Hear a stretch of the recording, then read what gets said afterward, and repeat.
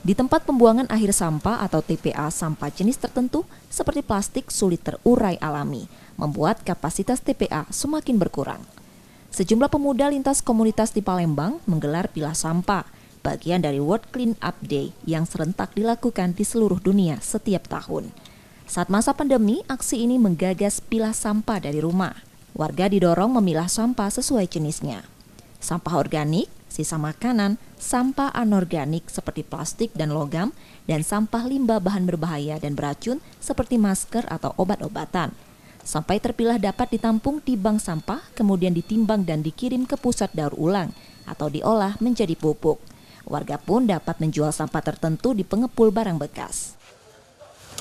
Kalau sekedar buang sampah pada tempatnya, TPA itu akan penuh, sedangkan lahan itu terbatas. Ya, mungkin setiap tahunnya kita menganggarkan hanya untuk lahan sampah yang tidak terpilah yang masuk ke TPA.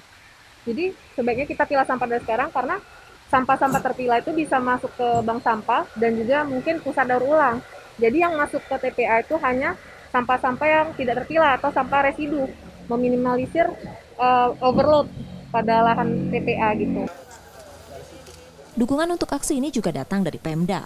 Gubernur Sumatera Selatan berharap gerakan ini bisa diterapkan sedini mungkin. Anak-anak muda untuk menjadi polisi kesadaran lingkungan, tapi polisi yang humanis, mengingatkan sesama, mengingatkan lingkungan, bahkan mengingatkan orang tuanya kalau ada potensi untuk tidak menjaga lingkungan. Saya apresiasi ini. Gerakan sosial ini untuk menggugah warga memilah sampah karena memiliki manfaat ekonomi dan turut mengurangi pencemaran udara serta tanah. Rizky Nurmizan, Kompas TV, Palembang.